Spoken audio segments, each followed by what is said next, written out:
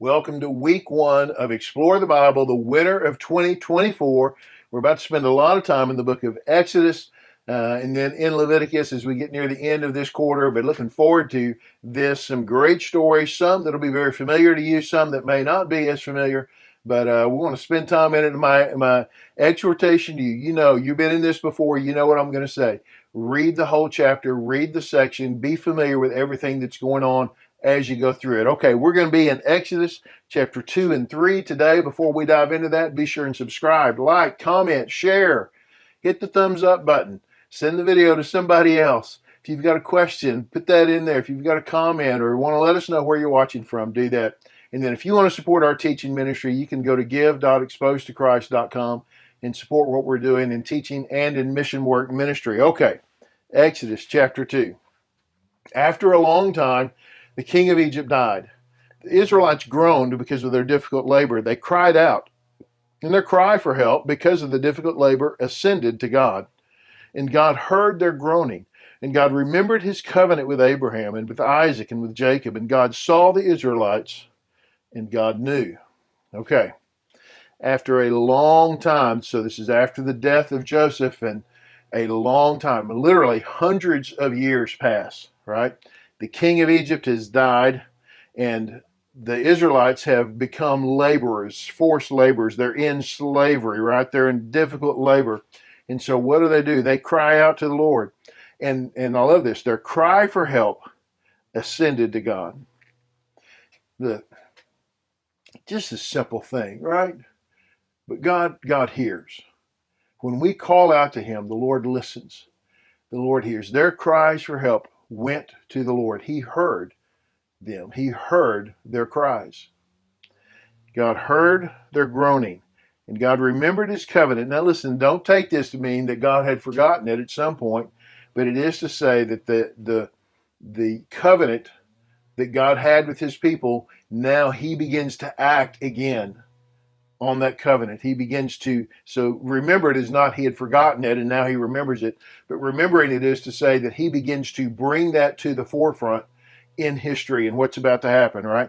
This covenant with Abraham, Isaac, and Jacob. Interesting, right? He never mentions Joseph there. It's always Abraham, Isaac, and Jacob, right? God saw, and then this is 25 is a great verse. God saw the Israelites, and God knew. God saw them. He saw them. He sees you. Knowing where you are, what's happening. Sometimes we feel like God can't see us. We can be in a crowd and we feel like nobody can see us, and especially not the Lord. No, the Lord sees.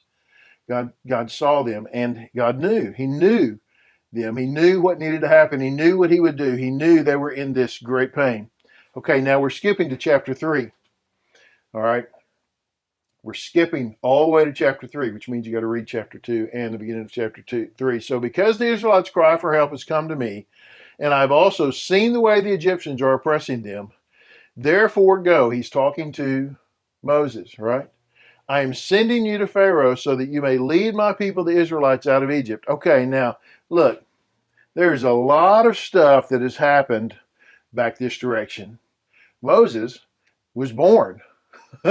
Moses was rescued, grew up in Pharaoh's household. Moses has murdered 2 Egyptians. Moses has fled to spend time, way away. He is way away. 80 years. Look, from here, God heard, God saw, to here when he's speaking to Moses, out of a burning bush, it's been at least 80 years. And you hear this? God heard and God saw, and 80 years later.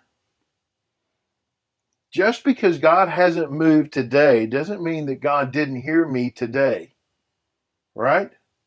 He heard them, but they're not going to experience the beginning of his work of deliverance for them as they see it for 80 plus years. Now, God's work of delivering them began when he saved Moses from sure death, right? Certain death. That's when it began.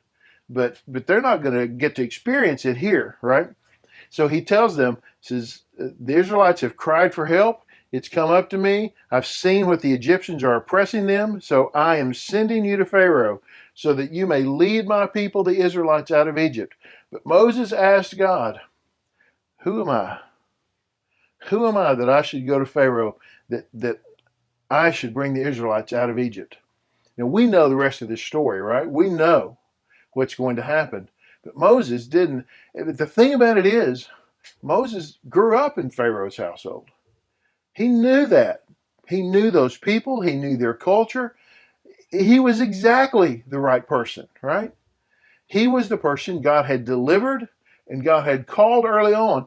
And even, it seems, when he murdered those Egyptians who were, beating on the Israelites, it seems even then he had a sense of that, but maybe he had lost that when he, goes out and now he's spending all of this time, meets his wife, and, spends all this time so far away that maybe he has forgotten, or maybe he has talked himself into or believed a lie from the devil that he, in fact, is not the guy. But he was the guy that God had chosen. So the answer to this, who am I, is you're the guy God's chosen. That's who you are. You may be in a place where you think, who am I to teach this class? Or who am I to help this person or tell them how to live their life? I'll tell you who you are. You're the person God put in that spot. That's who you are. It's not because you have some great qualifications, although you may. It is because God has put you there. That's why you're the person to do it. Okay. He answered, I will certainly be with you. You see this now? We go from verse 11 to verse 12. We're just flowing right along here now, right? I will certainly be with you. I will certainly be with you. And this will be the sign to you that I am the one who sent you. When you bring the people out of Egypt, you will all worship God at this mountain. I love this, right? You see the Lord does this several times in the Old Testament especially. He says, here's the sign. Here's how you'll know that you're the one, right? And that I've sent you to do this. Here's how you'll know. When you get out of Egypt and you all come to worship God at this mountain, well, by then we'll already be here. Well, of course I'll know then I'm the one, because he says that your sign doesn't come before. Your sign comes. You come to understand this and know this for certain, absolutely, when I've done it. We cannot insist, we should not and shall not insist that God give us a sign prior to his work in our lives and through our lives. We trust the Lord. Faith is the substance of things hoped for, the evidence of things not seen. I don't have to see it. I know God. I just know, God, you're going to do this. So I'm going to trust you. You do it. Then Moses asked God, well, if I go to the Israelites and I say to them, the God of your ancestors has sent me to you, and they ask me, what's his name? What should I tell them? What's his name? Who is the God of our ancestors? And God replied to Moses, I am who I am. This word is in Hebrew spelled YHWH, Yahweh. Yahweh. This is what you are to say to the Israelites. I am, Yahweh has sent me to you. God also said to Moses, say this to the Israelites. You say this to the Israelites. The Lord, the God of your ancestors, the God of Abraham, the God of Isaac, the God of Jacob has sent me to you. This is my name forever. This is how I am to be remembered in every generation. This is my name. I am who I am. I am. Not I was, not I will be.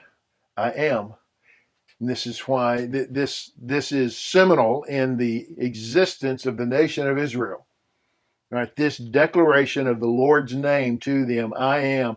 And why, when Jesus, specifically in the Gospel of John, over and over, John records the I am statements of Jesus, why those statements were so consequential, building such conflagration, I'm going to put it that way, within the lives and the hearts of the Pharisees, is because Jesus was saying to them, I am. He was claiming this name. They knew it. Everybody knew it. He was clear in what he said that. And God here is saying, that's my name. And then when Jesus says it in the New Testament, I am the way, the truth, and the life. I am the resurrection and the life. I am the living water. I am the bread. I am the door. I am life. I am the resurrection and the life. When he says these things, these I am statements, they knew what he was saying. He was identifying himself with Yahweh, Exodus chapter 3. That's what he was saying. this statement to Moses is, this is all you need to tell them. God is. He says, I am. This is how I am to be remembered in every generation. He says, this is how you remember me. I am. What is it that you need? I am. That's God's answer. And boy, what a great promise from the Lord as he calls Moses into this work to deliver the people.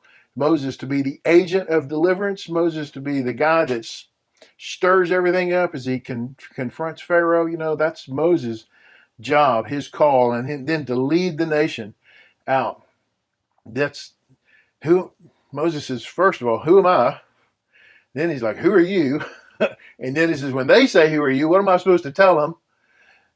And the Lord says, I am. And ultimately, that's the answer.